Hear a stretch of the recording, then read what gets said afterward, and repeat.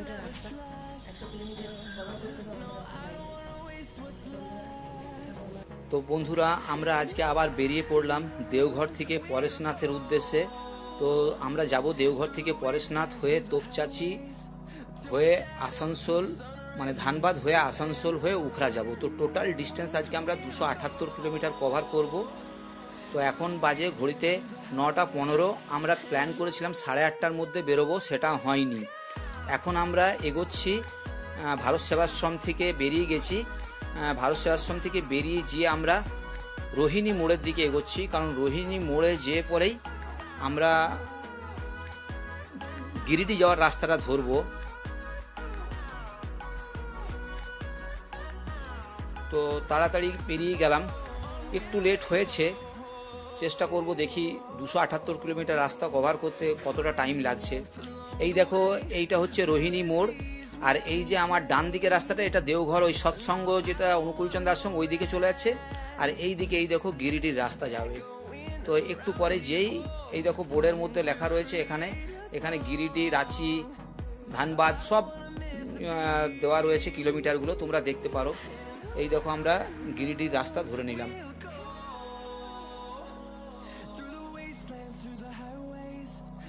আর এই রাস্তাটা যেখানে পেলাম সেই জায়গাটার নাম হচ্ছে বাহাদুরপুর মোড়। তো এই যে রোডটা, এই রোডটাকে আরেকটা নামও আছে, মার্গমুন্ডা গিরিডি রোড। তো আমরা এখন এই মার্গমুন্ডা গিরিডি রোড ধরেই যাব। তো আমি আগের ভিডিওগুলোতে বললাম ঝাড়খণ্ডের রাস্তা খুব সুন্দর। বেরিয়ে গেলাম, আমাদের মন একটু খারাপ লাগলো, কারণ বেশ ভালোই ছিলাম, দুদিন ওখানে ভালোই কাটালাম। এই দেখো বলতে বলতেই চলে এলো দেওঘর এইমস। সরি, আমি দিল্লি এইমস বলতে যাচ্ছিলাম, এটা দেওঘর এইমস। আর যে রোডটা সেটা হচ্ছে দেওঘর এইমস রোড। এই রোডটাকে দেওঘর এইমস রোড বলে। তো এইমস এটা 2019 সালে প্রতিষ্ঠিত হয়েছে এখানে, মানে কমপ্লিট হয়েছে 2019 সাল থেকে এখানে পড়াশোনা শুরু হয়েছে। তো আমি জানতে পারলাম, এদের দাঁড়িয়েছিলাম একটু বিস্কুট খাওয়ার জন্য। তো এখানে মোটামুটি যে ছেলেরা রয়েছে তারা মোটামুটি 507 জন ছেলে এখানে মেডিকেল পড়ে, তার মধ্যে 125 জন MBBS এর সিট রয়েছে। আর এই দেখো এই রোডটা এখন তৈরি হচ্ছে। তো আগে বলছিল নাকি এই রাস্তাটা খুবই সরু ছিল, যবের থেকে এইমস হয়েছে তবের থেকে এইগুলোকে চওড়া করে দেওয়া হয়েছে।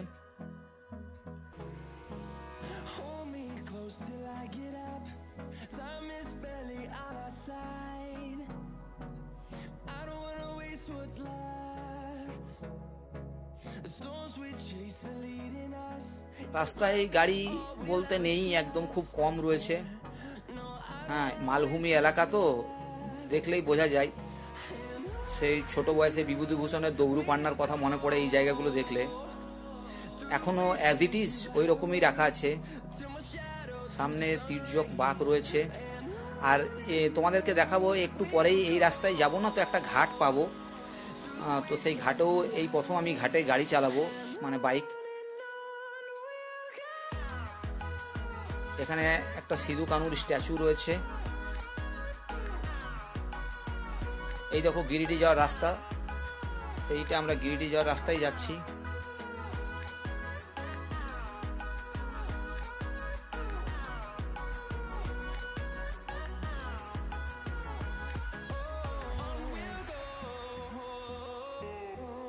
বেশ ভালোই ফাঁকা ফাঁকা রয়েছে। আমি বাঁ দিকেই চলে যাব। ওই রাস্তার দিকে গেলেও গিরিডি যাওয়া যায়, কিন্তু ওটা একটু ঘুর পথ হয়ে যাবে। আর এই রাস্তাটা দিয়ে আমরা রাঁচিও যেতে পারবো।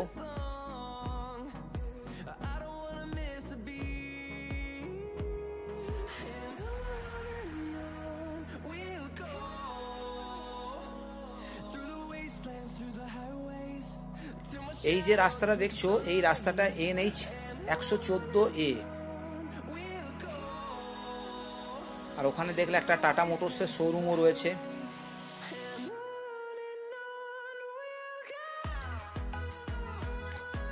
আর এই যে এখানে একটা সামনে যে চকটা আসছে, যে একটু আগেই চকটা দেখলে এই দেখো তা এখানে টোল ট্যাক্স রয়েছে, আমাদের টোল ট্যাক্স থাকবে না। যে চকটা একটু আগে পেরিয়ে গেলাম ওটা বলতে ভুলে গেছি, ওটা স্যার জেসি বোস রোডের চক।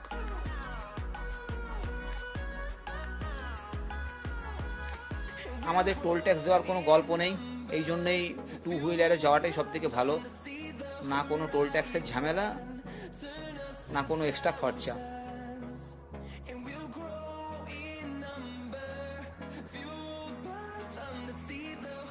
এই দেখো এবার আমরা ডান সাইডে নিয়ে নেব। প্রথমে আমি একটু ভুল করে ফেলেছিলাম, জিজ্ঞেস করলাম। এবার এটাই হচ্ছে গিরিডির রাস্তা। আবার এই রোডটার একটা নাম আছে, এই রোডটার নাম হচ্ছে চিরকি মধুবান রোড, চিরকি মধুবান রোড। আর এটাকে সাম শেখরজি রোড বলে।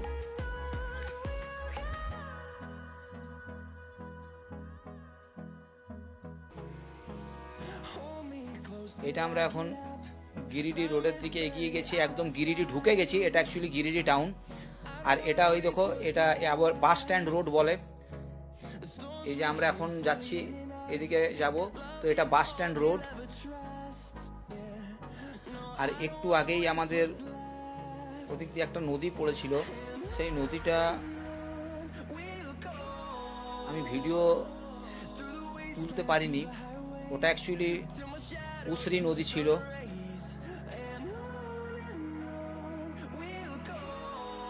এই দেখো দূরে সামনে একটা পাহাড়। এবার আমরা ডান দিকে চলে যাব।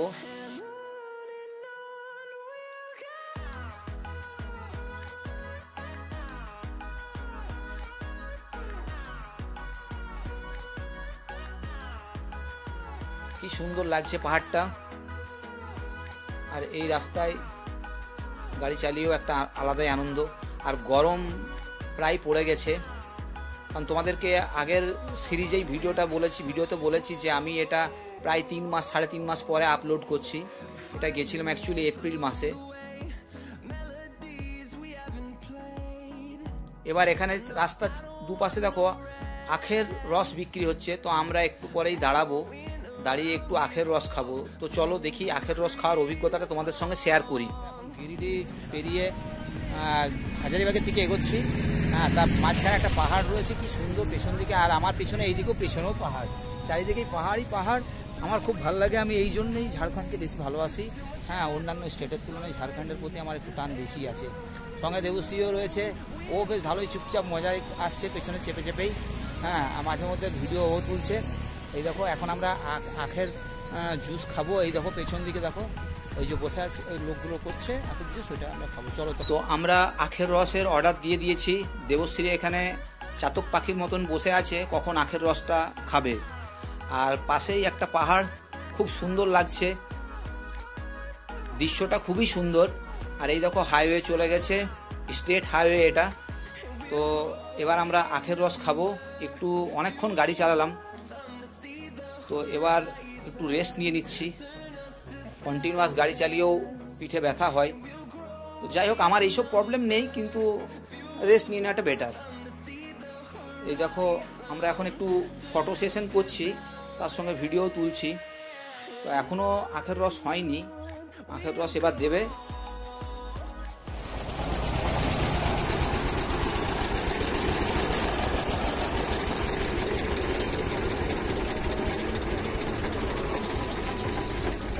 এটা ফ্রেশ আখের জুস বানিয়ে দিল আমাদের জন্য। হ্যাঁ, কেমন লাগছে খেতে?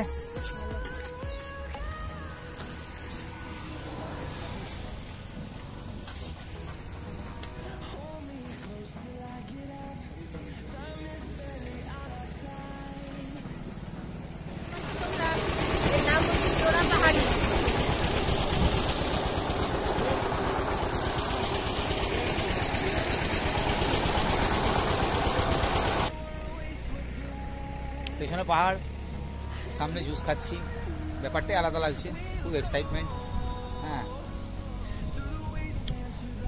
ডেলি ডিউটি যাওয়া আসা, আর ওই আমাদের ওখানেই থাকা হুগলার কলিয়ারি জায়গা, সেখান থেকে অনেক বেটার জায়গা এটা। আমার খুব ভালো লাগছে। পেছনে পিঙ্কুও খাচ্ছে, হ্যাঁ ভালোই আখের রসে চুমুক দিচ্ছে, খুব সুন্দর লাগছে। কেমন লাগছে তোমার? তো আমাদের আখের রস খাওয়া হয়ে গেল। এবার আমরা রেডি হচ্ছি আমাদের পরবর্তী গন্তব্যস্থলের দিকে যাওয়ার জন্য, অর্থাৎ পরেশনাথ। তো আমরা ফাইনালি আমাদের প্রিয় পাহাড়কে বিদায় জানিয়ে আমরা আমাদের জার্নি শুরু করে দিলাম। খুব সুন্দর লাগছে, ছেড়ে যেতেই ইচ্ছা করছিল না জায়গাটা, মনে হচ্ছে এখানেই থাকি। আমার তো পার্সোনালি আমার খুব ভালো লেগেছে, আর এই পাহাড় তো আমার খুবই ভালো লাগে। আমরা আস্তে আস্তে এগিয়ে যাচ্ছি পরেশনাথ পাহাড়ের দিকে। ইসরি গিরিডি রোড কন্টিনিউয়াস চলছে, যেটাকে আরেক ভাষায় বললাম তোমাদেরকে চিরকি মধুবন রোড। তো এই রোডটাই এখন কন্টিনিউয়াস করব আমরা। তো টোটাল ডিস্টেন্স আমার পরেশনাথ পর্যন্ত 105 কিলোমিটার হয়ে যাচ্ছে। এই দেখো নদী একটা এলো,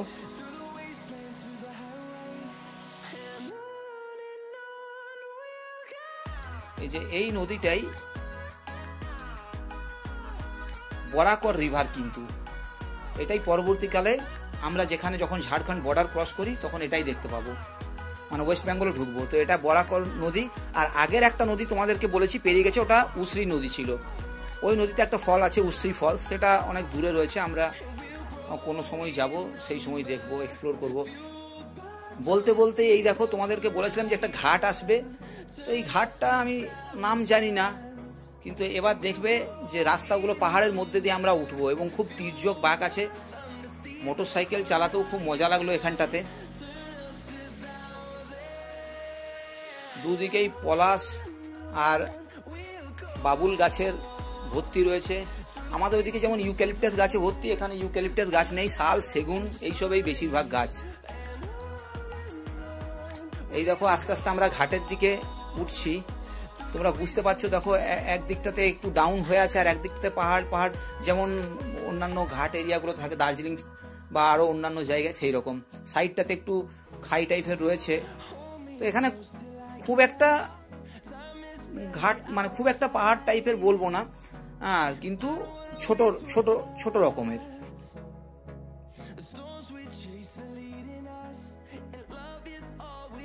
দুদিকে গাছ, শাল সেগুনের গাছ, আর মাঝখান দিয়ে রাস্তা যাচ্ছে। আমাদের সামনে চার চাকাগুলো সব চলে যাচ্ছে, আমি তাদের পেছন পেছনই চলছি। স্পিড আমি এখানে 60-70 গাড়ি চালাচ্ছিলাম। তবে স্পিড বলতে বলতে মনে পড়ে গেল তোমাদেরকে বলে রাখি, তোপচাচির পর আমি অ্যাপাচিটা প্রায় 126-27 চালিয়েছিলাম, কিন্তু অত জোরে চালানো ঠিক নয়। দেখছো এখানে তির্যক বাঘ রয়েছে, একটু পর পরই দেখো কত তির্যক বাঘ।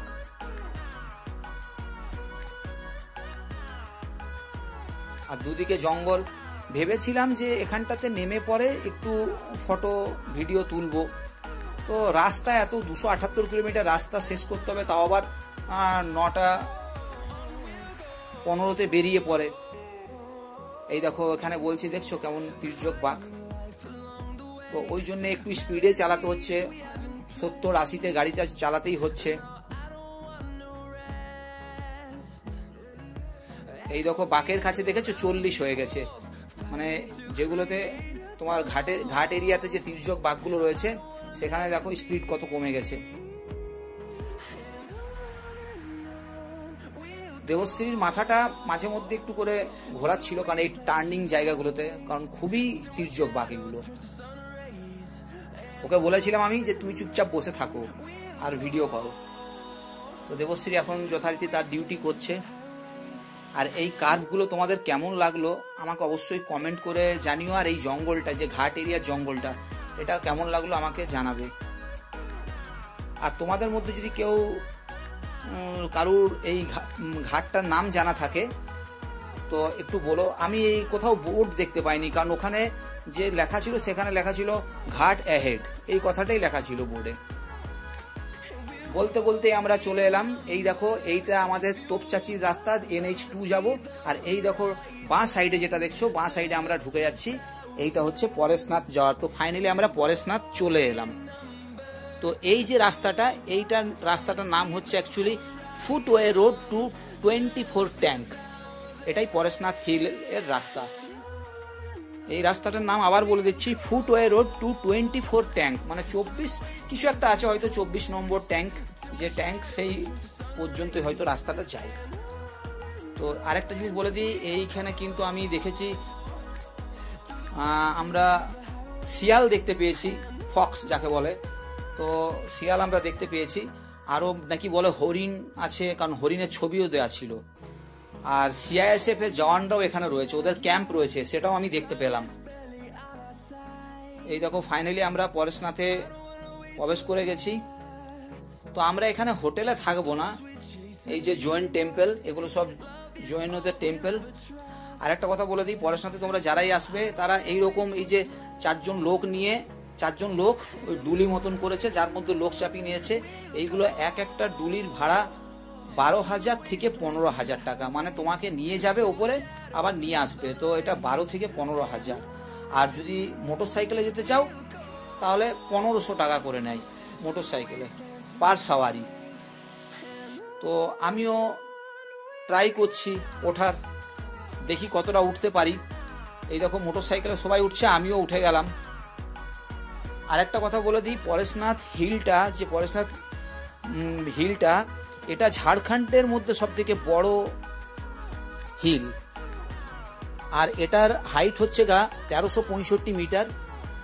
এটাকে সাঁওতালি ভাষায় মারাং বুরু বলে। আমি উচ্চারণটা ঠিক করতে পারছি না, কারণ এদের সাঁওতালি ভাষা, তো ওটা এক জায়গায় দেখেছিলাম, মারাং বুরু। তো এটা হচ্ছে ঝাড়খণ্ডের সব থেকে হাইয়েস্ট পিক। এখন আমি ওপরের দিকে উঠছি, তো দেখি কতটা উঠতে পারি, চেষ্টা করছি উঠতে। কিন্তু আমার পাহাড়ি রাস্তায়, মানে এই পাহাড়ি রাস্তায় গাড়ি চালিয়েছি আমি, অযোধ্যা পাহাড়েও গেছি, তো চওড়া রাস্তা, কিন্তু এইখানে তো একটা টোটোও যাবে না, সেই রকম রাস্তা।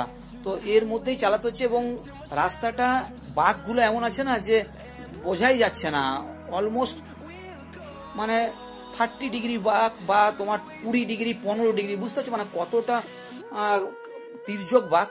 তো এইতে মোটর সাইকেলের চাকা, মানে প্র্যাকটিস যারা করছে তারাই একমাত্র পারবে, এখানকার লোকালরা।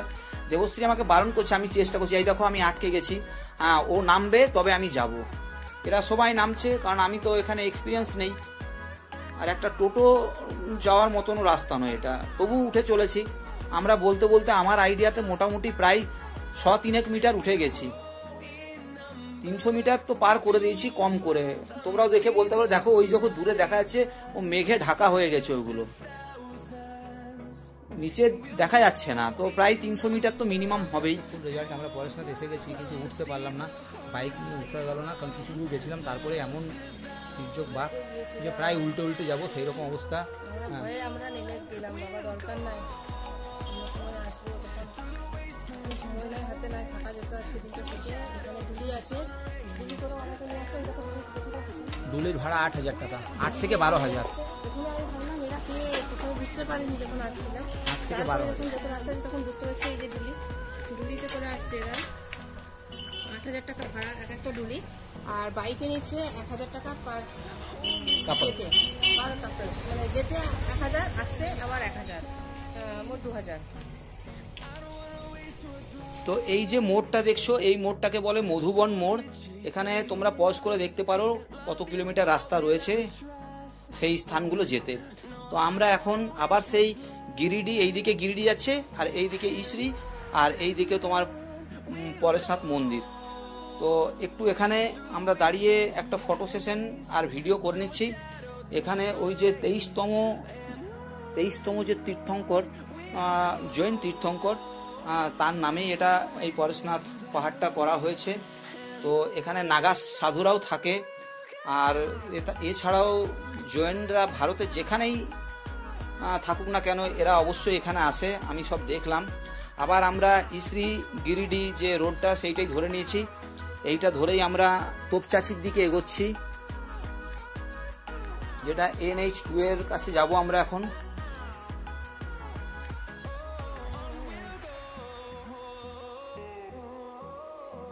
যে এই যে রোডটা, এটা এখনো সেই NH 114A এটাই চলছে, আমরা এটাই যাব।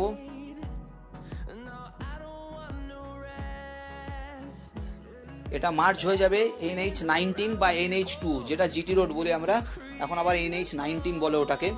তো ওতে মার্জ হয়ে যাবে। রাস্তা খুবই সুন্দর, গাড়িও এবার আমার স্পিডেই চলছে, প্রায় অলমোস্ট কোনো কোনো জায়গায় আমি 100তেও চালাচ্ছি, কোনো জায়গায় 80-90 চালাচ্ছি, কারণ আমাকে টানতে হবে। ঘড়িতে 1টা বেজে গেছে, আমরা যখন ওখান থেকে বেরিয়েছি তখন 1টা পেরিয়ে গেছিল। দূরে আবার একটা পাহাড় দেখা যাচ্ছে। রাস্তাটা খুবই সুন্দর, কোথাও বাম্প নেই। ওফ, কি দৃশ্য! মনে হয় সারা বছর এখানেই থাকি।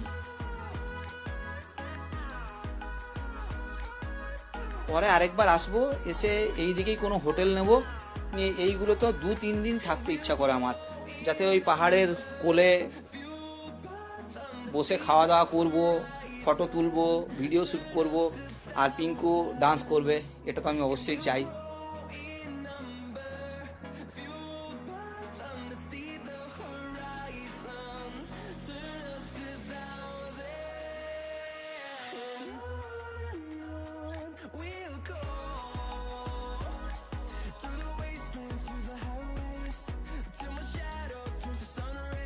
পাহাড়টা খুবই সুন্দর লাগছে, একটা ব্রিজের ওপর দিয়ে পেরিয়ে যাচ্ছি। এই দেখো, এবার আমরা NH-2 এ মার্জ হবে রাস্তাটা। তো রেলগেটটা পেরিয়ে গেলাম, রেলগেটটা পেরিয়েই যে দেখছো সোজা দেখা যাচ্ছে ওইটাই NH-19 বা NH-2। ওই দেখো ফ্লাইওভার গুলো দেখা যাচ্ছে। এবার আমরা NH-2 তে অর্থাৎ NH-19 এ আমরা উঠছি। এই দেখো, এই জায়গাটার নাম লেখা রয়েছিল কি, আমি নামটা পড়তে পারিনি, তোমরা পজ করে পড়ে নিও। আমার ডান দিকে দিল্লি চলে যাচ্ছে আর বাঁ দিকে কলকাতা। তো আমরা কলকাতার দিকেই যাব, যেটা তোপচাচি ধানবাদ হয়ে আসানসোল যাবে।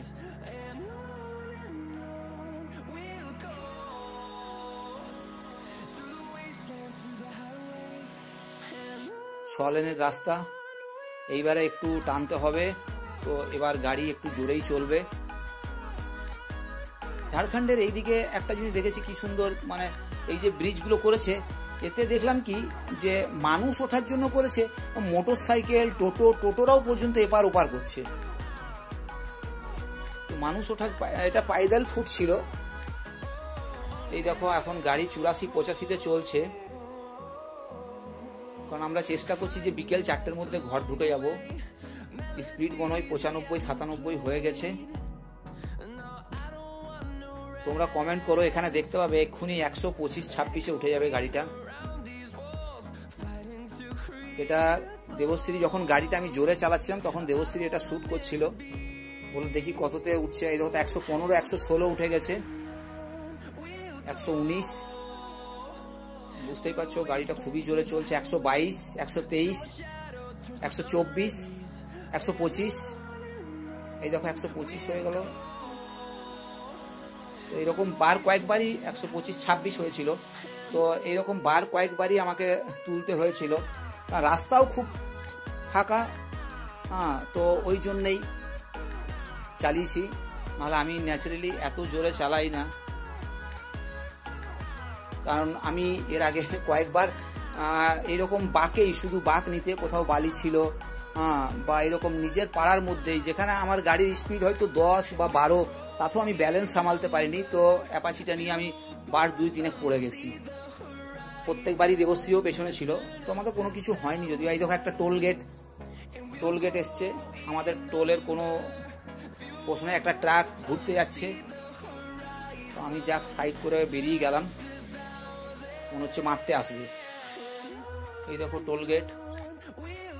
তো এবার আমরা তোপচাচির দিকে এগোচ্ছি। টোল গেট পেরিয়ে গেলাম।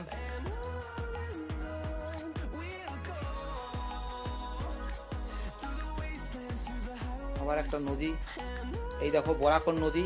এইটা পেরোলেই আমি ওয়েস্ট বেঙ্গল ঢুকে গেলাম।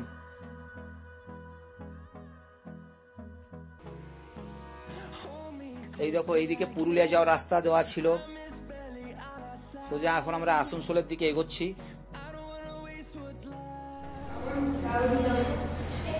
এখন বাজে ঘড়িতে 2:40 মতন। আমরা আসানসোল পৌঁছে গেছি। আসানসোল পৌঁছে একটা রাস্তা চলে এসেছি। আসার পর আমাদের দুপুরে লাঞ্চ করা হয় বলে এখন আমরা লাঞ্চ করতে বসেছি। এখানে ভেজ থালি নিয়ে নিয়েছি। ভেজ থালির মধ্যে আছে ভাত, ডাল, ইঁচড়ের তরকারি আর একটা পিসের সবজি, পাঁপড়, চাটনি, স্যালাড দিয়েছে, ব্যাস, ডাল, ইঁচড়ের তরকারি। আর এই ভিডিওটা আমার এই পর্যন্ত এখানেই শেষ করছি। আবার তো দেবশ্রী তোমাদেরকে একটু আগেই বললো যে এখন ঘড়িতে 2:40 বাজে। তো আমরা ওখান থেকে অলমোস্ট 1 ঘন্টাতেই এতটা রাস্তা কভার করে দিয়েছি পরেশনাথ থেকে আসানসোল। তো গাড়ি আমাদের অল টাইম 115 বা তার বেশি স্পিডে যাচ্ছিল। রাস্তা ফাঁকা দেখেই চালিয়েছিলাম, এত স্পিডে চালানো উচিত নয়, আর আমিও কোনোদিন এত স্পিডে গাড়ি চালাইনি। তো আমার এই দেওঘর সিরিজটা যে 3টে পার্টে তোমাদেরকে দেখালাম, তো তোমাদের কেমন লাগলো? আর তোমরা অবশ্যই আমার চ্যানেলটা লাইক, শেয়ার, সাবস্ক্রাইব করো।